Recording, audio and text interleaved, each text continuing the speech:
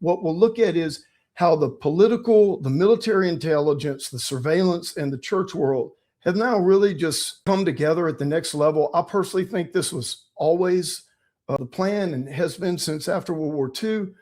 So now they've all come together, and the church is absolutely essential to the intelligence, to the military agencies. And when you have military involved in surveillance and nonprofits for whatever reason, for whatever time, well, then what happens is when that project is over and you have people that are now, okay, they're, maybe they're no longer with the military or whatever. And then so they got to, what are they going to do? Well, they're going to go out in their field. If their field was, cybersecurity, if their field was surveillance, well, they're either going to go to work for the good side or the dark side.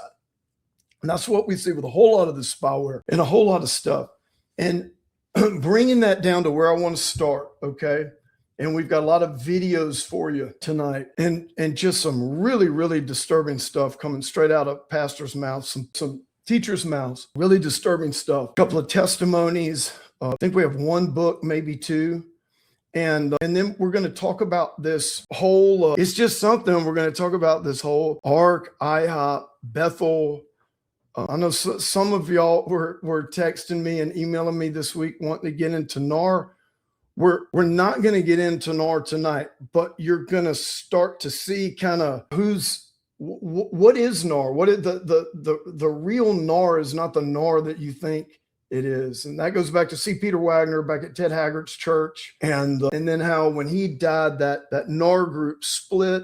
And so you're going to start to see some of the players and why they all have the same playbook when it comes to covering stuff up and just lying, man. And this Bethel, it's so bothered me, this Bethel deal that we'll get to here in a moment. And we're going to see some change. And so let me first speak to my case and where we're kind of macroing out. And I want to go and I want to show you guys, because I want to leave it here and then it's going to tie straight into this, okay? And so we're going to talk about the defenses. And we're not really speaking to ARC's defense team.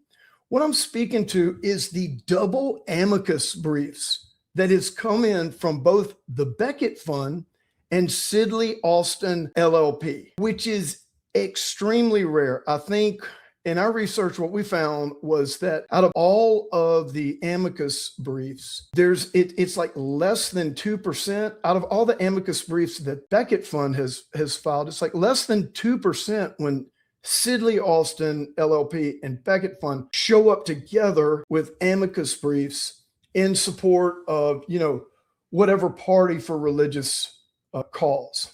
And so what really bothered me when I kind of looked into these amicus briefs, first of all, the Becket Fund really bothered me, and here's why.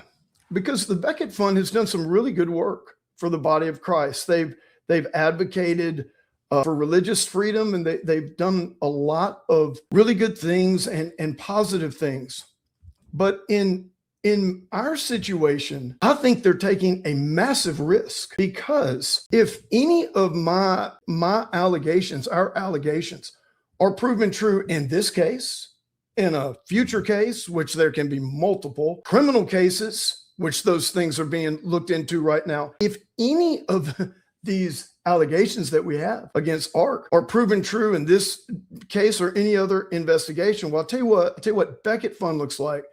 Becket Fund looks like just another high-powered DC group that is for sale, and they were actively complicit in trying to establish legal precedent where bad actors in churches can get away with racketeering, fraud, embezzlement. In my opinion, it is a huge risk for Becket.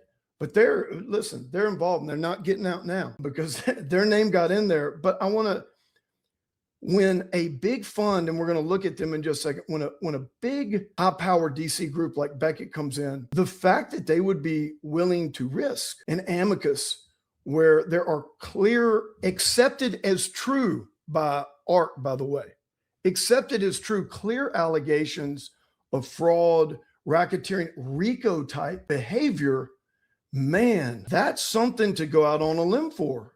And so what's it going to look like if Becket and some of these other groups, if, okay, these things are proven true, wow, then you're on record as going out on a limb to try and create some new legal rule where church actors can get immunity for RICO type wrongdoing.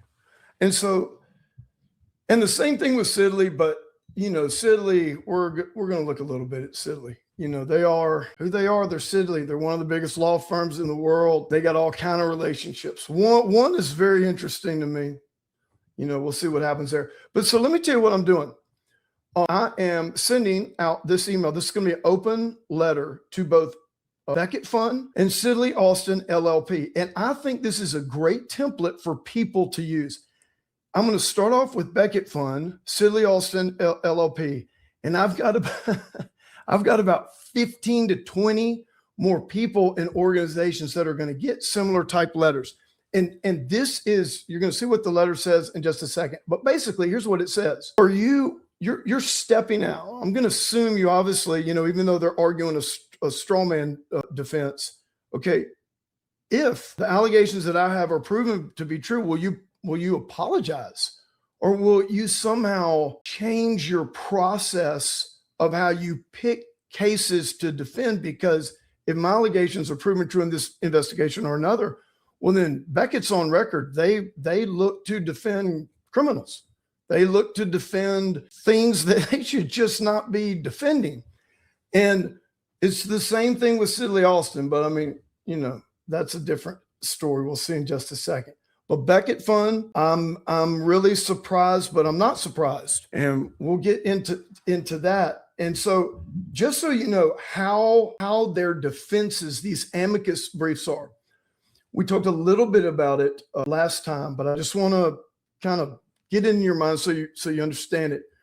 What this straw man defense is, a straw man defense is basically their defense is based on claims we never made. And it's a legal tactic. It's a legal tactic when you can't really defend, because I think Becket and Sidley often know that there's no ecclesiastical defense for fraud and racketeering and embezzlement type behavior. So what they did was, I guess they just ignored those, and they tried to make it about ministerial exemption. That's not one of our claims. We don't have any pastoral contract or employment. I wasn't fired. I resigned. Like it, they just made a straw man defense, and they overwhelmed the court and the judges. It's Hodges lawyers, and it's Sidley, and it's Becket, and it's what's all this about? Oh, let's look. Here's this case where a Catholic school teacher was dismissed because she was sick, and she thinks she shouldn't have been dismissed. And it's like Hodges lawyers on the other one. They pulled out an example of, I think, a symbol on a tombstone. It's and this has happened since day one in all of our cases. So if you're wondering, like, how can these guys do that? I honestly, okay, so they're willing to be deceptive with a legal defense tactic.